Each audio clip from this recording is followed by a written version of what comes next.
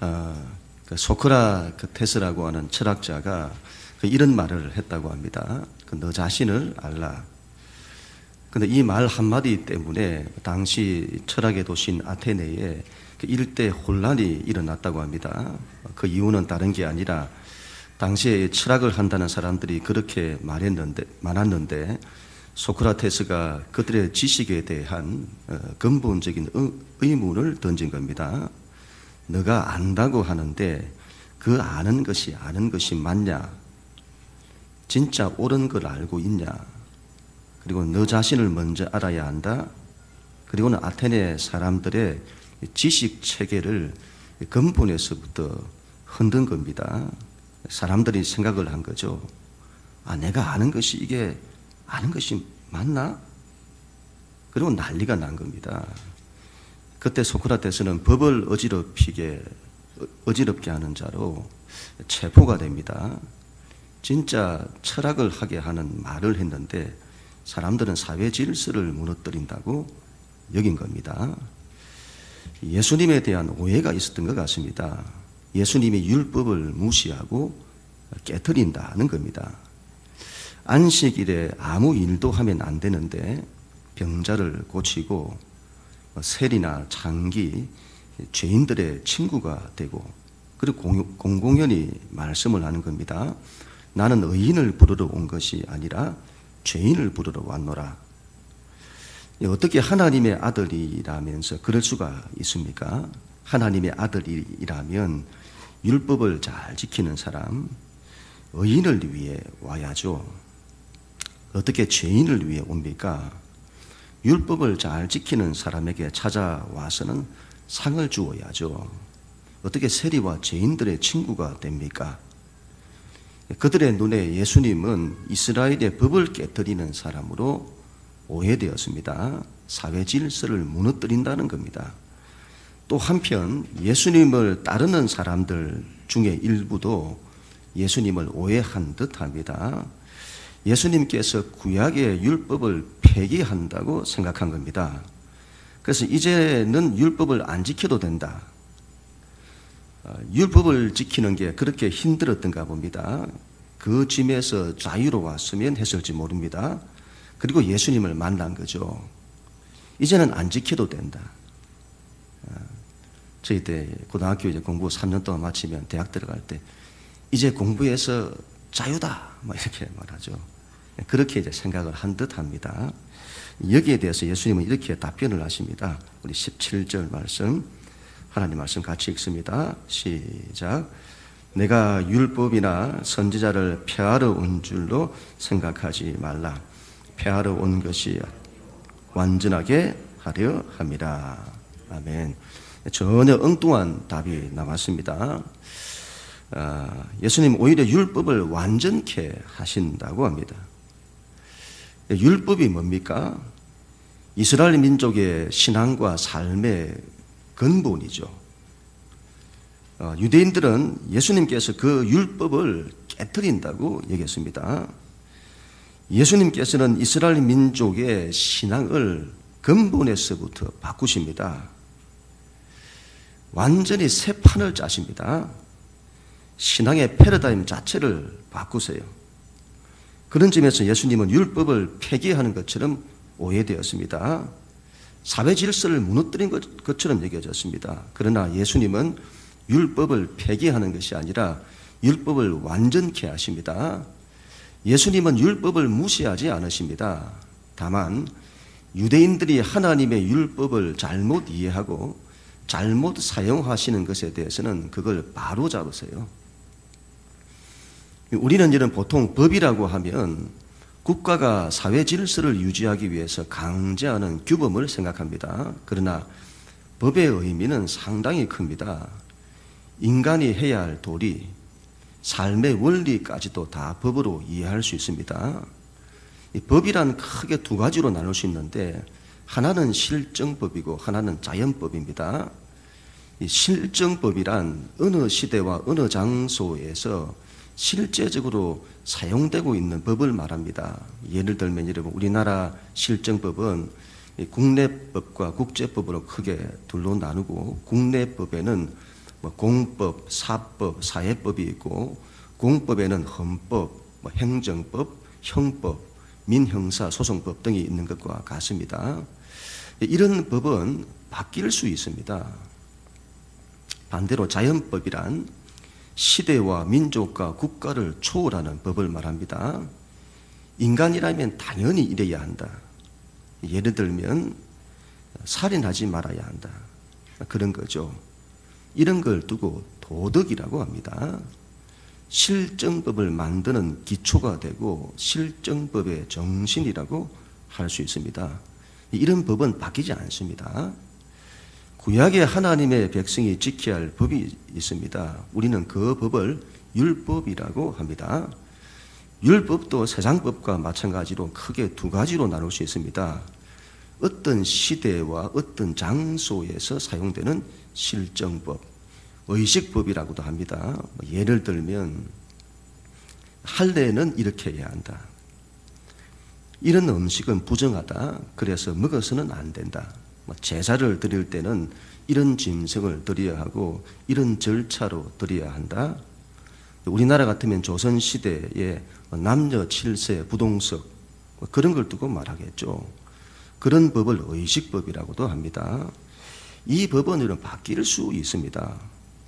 반대로 여러분 시대와 민족과 장소를 넘어서서 주어지는 법이 있습니다. 하나님의 백성이라면 반드시 이래야 한다. 율법에서는 대표적으로 십계명과 선지자의 글에서와 같이 하나님에 의해서 주어진 법입니다. 모든 법의 기초와 정신이 되는 법입니다. 하나님만을 섬겨야 한다. 부모를 공경해야 한다. 살인하지 말아야 한다. 이런 것은 여러분 변하지 않는 겁니다. 도덕률과 같은 겁니다. 이 두 가지를 잘 이해를 해야 합니다.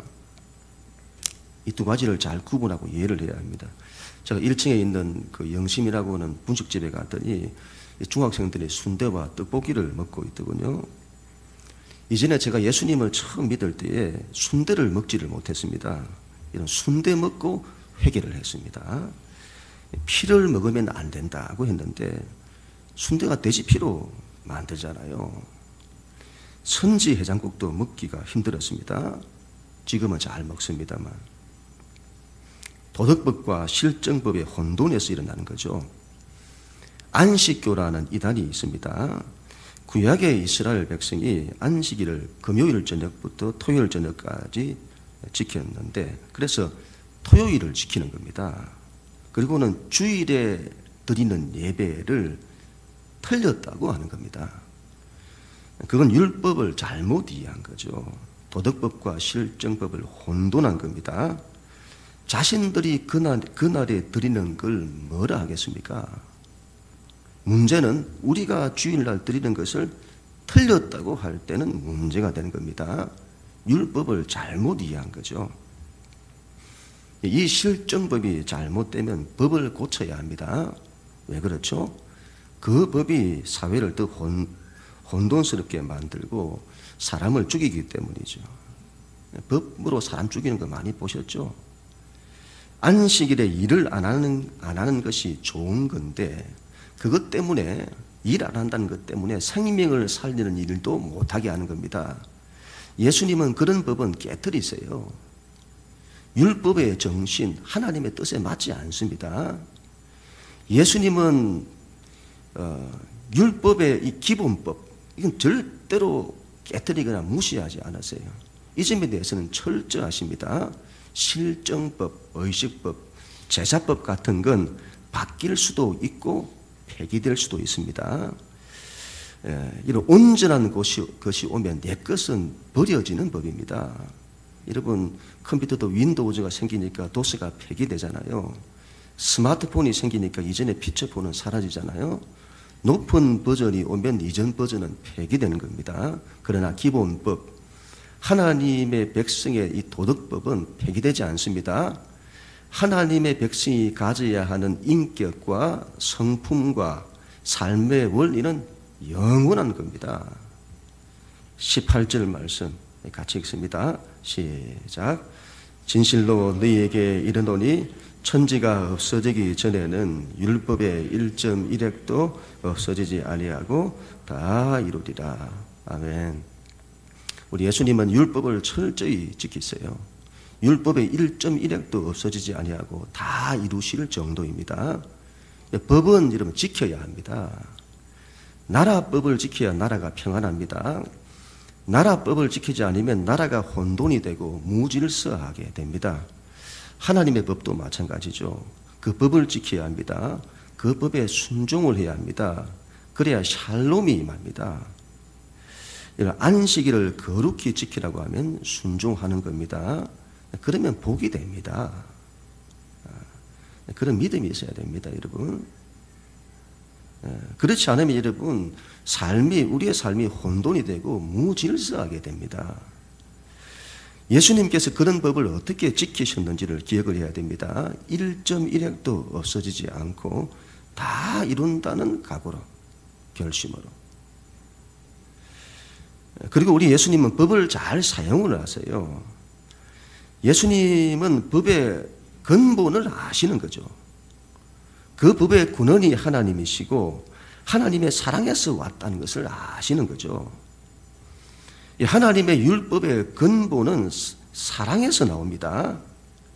그 법은 하나님 나라와 하나님 백성을 살리는 데 사용됩니다. 그 법이.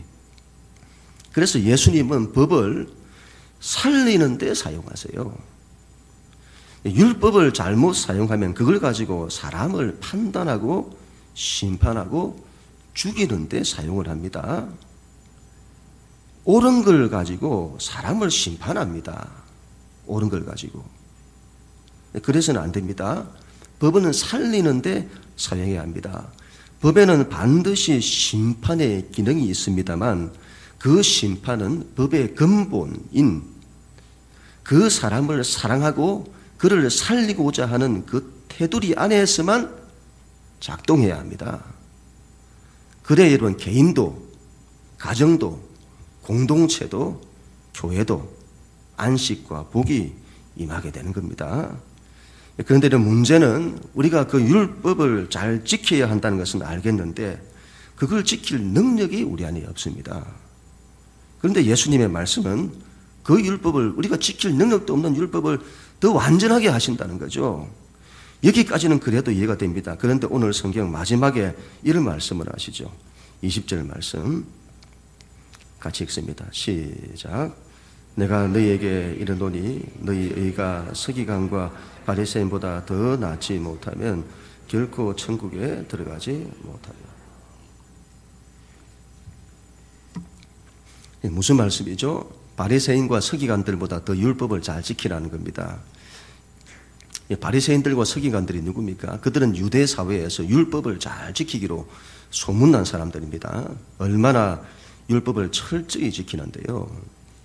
율법을 목숨처럼 지킵니다. 우리가 이러한 유대인들의 열심을 따라잡을 수 있을까요? 이들보다 이런 하나님 말씀을 더 잘 지킬 수 있을까요? 이건 지금 게임이 되지 않는 싸움입니다. 그들은 목숨을 걸고 말씀을 지킵니다. 세상에 이런 목숨을 걸고 지키는 사람을 누가 막을 수 있습니까? 누가 그들을 대적할 수 있습니까? 비가 오나 눈이 오나 바람이 부나 하나님 말씀에 철저히 순종합니다. 한결같이. 그들의 열심을 따라잡을 수 없습니다. 목숨을 거는 그들도 율법을 다 지켜내지 못하는데 예수님은 우리에게 그 이상을 요구하시는 겁니다. 바리새인들과 서기관들의 의보다 더 나아야 한다고 합니다. 그렇지 못하면 천국에 들어가지 못한다고 합니다. 이건 낙타가 바늘 구멍에 들어가는 것만큼이나 어려운 거죠. 불가능한 일이죠. 사람은 여러분 어디에 매이는 것을 싫어합니다. 동성애 퀴어 축제의 슬로건이죠. 모든 금지된 것을 금지한다. 모든 금지된 것에서 해방되고 싶어하는 것. 이게 인간의 본성이죠. 이건 믿는 사람도 마찬가지입니다. 이것 해라, 저건 하지 마라는 율법에서 자유하고 싶어합니다. 이건 자식들이 제일 싫어하는 게 이거죠. 부모가 이거 해라, 저거 해라 하면 그거 싫어합니다. 마음대로 하고 싶어하죠. 지난번에 제가 어디 영상을 보니까 미국의 어떤 교회는 너무 자유롭고 개방적이더군요. 그 교회는 교인들에게 이래라 저래라 하지 않는다고 합니다. 그래서 미국의 많은 연예인들과 스타들이 그 교회를 다닌다고 합니다. 왜냐하면 부담을 안 준다는 거죠. 내가 하고 싶은 그 마음대로 해도 교회에서 전혀 거기에 대해서 말하지 않는다는 겁니다. 사람이 얼마나 매이기를 싫어하는지를 알 수 있는 거죠. 하나님의 법에도 매이고 싶어 하지 않습니다. 그런데 그런 우리에게 바리새인이나 서기관들보다 더 큰 의를 요구하시는 겁니다. 이게 사실이라면 기독교는 유대교보다 더 심한 율법적인 종교가 아닐까요? 이 산상수훈은 복음, 기쁜 소식이 아니라 우리에게 더 큰 족쇄를 채우는 슬픈 소식 아닐까요? 이게 사실이라면 여러분, 하나님의 율법을 잘 지키지 못했던 당시 세리들, 창기들, 죄인들은 기독교를 믿지 않아야 하는 것 아닐까요? 하나님의 말씀에 순종하지 못해서 늘 넘어지고 깨어지는 우리들인데 그런 우리에게 바리새인과 서기관들보다 더 나아야 한다면 우리는 어떻게 해야 될까요? 신앙이 너무 힘들지 않을까요? 여러분, 우리는 여기서 예수님의 말씀을 잘 이해를 해야 합니다. 율법과 복음이 어떻게 다른지를 알아야 합니다. 율법을 나쁘게 보면 안 됩니다. 율법은 하나님의 주신 것으로 선한 겁니다. 그리고 복음은 율법을 무시하지 않습니다. 복음은 율법을 완전하게 합니다. 문제는요, 신앙의 방식이 문제인 겁니다. 율법적인 신앙의 방식과 복음적인 신앙의 방식입니다. 율법적인 신앙은 하나님의 법을 지켜야 하는데 그것을 자기 힘과 자기 능력으로 지키는 걸 말합니다. 여기에는 여러분 답이 없습니다. 답이 없다는 것이 구약 성경, 구약의 역사에 통해서 증명됩니다. 구약의 결론이죠. 우리의 힘과 능력으로는 하나님의 율법을 지켜낼 수 없다. 그리고 그 유명한 결론을 말하는 겁니다. 인간은 죄인이다. 선한 자가 없대 하나도 없다. 이런 걸 잘 알아야 합니다. 예수님은 율법을 폐하신 것이 아니라 율법적인 신앙의 방식을 폐하십니다. 하나님 신앙을 자기 힘으로 하는 것, 이건 답 없습니다. 구약의 결론, 이미 결론 난 겁니다. 근데 결론 난 걸 우리가 자꾸 그걸 가지고 하려고 해요. 답 없다는데도. 이 결론은 여러분 대단히 중요합니다. 이건 인류의 하나님을 떠난 인간, 모든 인류의 삶의, 그들의 모든 삶의 방식을 근본에서부터 부정한 겁니다. 하나님을 떠난 인간은 세상의 모든 것을 자기 힘과 자기 능력을 통해서 만들어갑니다. 여기에 답 없습니다. 이미 성경에서 결론 난 겁니다. 그렇다면 여러분, 율법을 이룰 수 있는 길은 어디 있습니까? 예수님은 완전히 새 판을 짜시는 거죠. 새로운 신앙의 방식, 새로운 삶의 방식. 우리 빌립보서 4장 13절과 마가복음 9장 23절 말씀 같이 읽습니다. 시작. 내게 능력 주시는 자 안에서 내가 모든 것을 할 수 있느니라. 예수께서 이르시되 할 수 있거든이 무슨 말이냐. 믿는 자에게는 능히 하지 못할 일이 없느니라. 아멘. 율법적인 신앙의 방식과 복음적인 신앙의 방식, 이 두 가지 잘 좀 구분이 돼야 되겠죠. 하나는 자기 힘으로 아무리 해도 안 되는 방식이고, 하나는 하나님의 힘으로 모든 걸 이루는 방식입니다. 예수님은 이걸 우리에게 말씀하시고자 하시는 것이죠. 옛것이 안 되기 때문에 새로운 삶의 방식이 필요한데 바로 하나님의 힘으로 하는 것입니다. 내게 능력 주시는 자 안에서 모든 것을 할 수 있느니라. 이걸 두고 믿음이라고 합니다. 믿음의 방식입니다. 하나님이 하시도록 하는 방식이죠. 이런 그 유명한 냉장고에 코끼리를 넣는 법 어떻게 하죠? 우리 힘으로는 안 되죠. 어떻게 해야 됩니까? 하나님이 하시도록 그렇게 하는 겁니다. 그러면 이제 낙타도 바늘 뒤에 들어가게 하는 거죠. 문제는 이제 우리가 이런 삶의 방식을 잘 모른다는 데 있습니다. 이걸 잘 몰라요. 우리는 지금까지 태어나서 살아오면서 오직 한 가지 삶의 방식에만 익숙해져 있어요. 바로 우리 힘으로 세상을 사는 거죠. 하나님의 힘으로 살아본 경험이 없습니다. 그래서 하나님의 능력으로 사는 방식에 대해서 익숙하지를 않고 낯설죠. 그리고 그게 뭔지가 감이 안 오는 겁니다. 그게 대한 감각이 없어요. 그게 어떻게 하는지를 잘 모르는 거죠. 믿는다고 하는데 믿는 게 아닌 겁니다. 믿는다고 하는데 믿는 게 뭔지를 잘 모르는. 믿음이란 하나님만 의지하는 것을 말합니다. 하나님 외에 어디에도 매이지 않는 것을 말합니다. 요즘 수요예배나 이 금요기도회 때 창세기 말씀을 가지고 나누는데 창세기 1장에 보면 하나님의 천지 창조가 등장하죠. 하나님의 천지 창조에서 여섯째 날에 아주 특별한 창조가 이루어지는데 그건 바로 하나님의 형상을 따라 인간을 창조하시는 겁니다. 아주 특별한 창조, 가장 고급한 창조, 인간 창조. 하나님의 이미지를 담게 창조가 되었습니다. 그래서 이런 모든 피조물 중에 가장 위에 있습니다. 인간의 존엄이 여기서 나옵니다. 하나님 바로 아래가 인간이고 그 밑이 피조물입니다. 하나님과 우리 사이에는 그 어떤 것이 있어서는 안 됩니다. 이걸 허락지 않았어요. 우리 위에는 하나님만 있어야 하는데 하나님 외에 다른 것이 있을 때 그것을 우상이라고 합니다. 우리 하나님이 가장 싫어하시는 거죠. 세상의 모든 것은 하나님께서 우리에게 다스리라고 주신 것이지 그걸 섬기라고 주시지 않았습니다. 돈이라고 하는 것은 여러분 우리 아래에 둬야 됩니다. 아래에 두고 다스려야 하는 겁니다.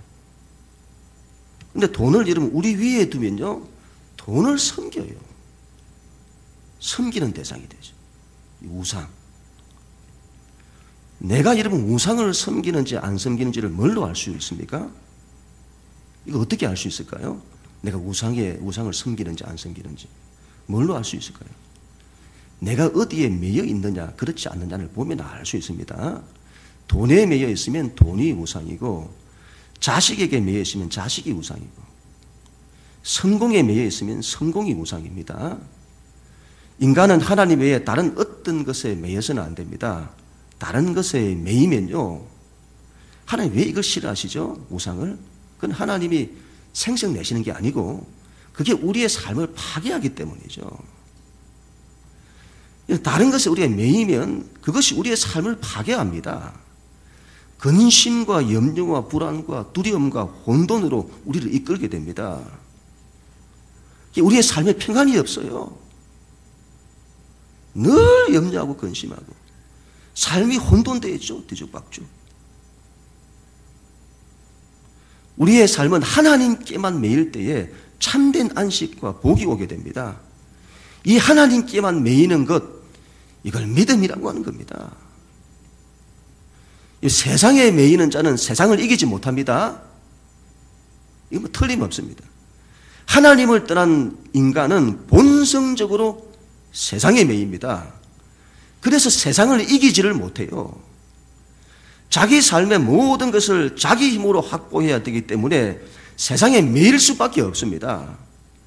그래서 세상에 매여서는 벗어나지를 못해요. 세상의 종로로 타는 거죠. 이 세상에 대해서는 자유해야 합니다. 세상에서 여러분 하나님 나라로 옮겨야 합니다. 그래야 세상을 이길 수 있어요. 사람은 자기가 자기를 구원할 수 없습니다. 사람이 자기에게 매이는 한 자기를 이길 수 없습니다. 자꾸 자기 안에 답이 있다고 하는데 이러면 자기 안에 답이 없습니다. 자기에게서 벗어나야 합니다. 그래야 자기를 이긴다니까요. 자기를 벗어나 하나님께로 가야 합니다. 그래야 자기를 구원할 수 있습니다. 창세 이후에 모든 인류의 절망이 여기에 있습니다. 자기를 벗어나지 못한다. 자기 못 벗어나죠. 전부 자기에 매여 있는. 인간이 바뀌지를 않아요.